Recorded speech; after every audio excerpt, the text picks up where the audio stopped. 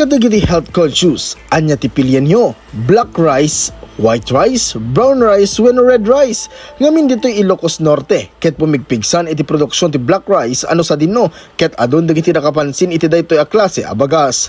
Kuna ni Ma'am Jennifer Onera, makinkuko ti Oneras Integrated Farm iti Barangay Quiom, Batac City, ket adu dagiti orders dan kasangwanan ti panagmulad ti black rice. Sir, nakita po kasi namin na dito sa Ilocos Norte, madalang lang po yung mga nagtatanim po ng black rice. Pailan-ilan lang.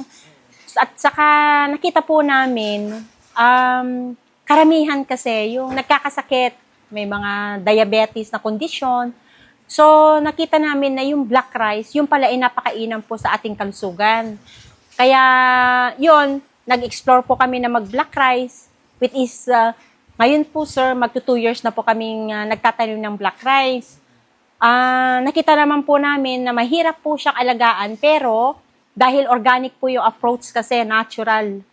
So wala talaga kaming inahalong mga synthetic when it comes to that sa black rice. Kunana, adak kalatulong iti beneg ti salon ati black rice gaputa madlawanda. Apuro dagiti health conscious kanagiti ada iti medical field iti interesado amangan iti daytoy. Well, marami po nagsasabi black rice dahil sabi po nila yung black rice kasi daw napakainam po sa mga may kondisyon na diabetes.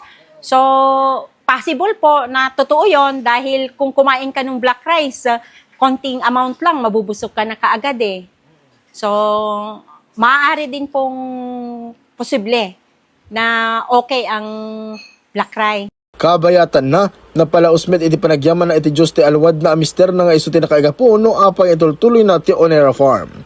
Para iti IFM News, Idol Lawrence Martinez, Tatak, IFM. IFM News. IFM News. IFM News. Lokal.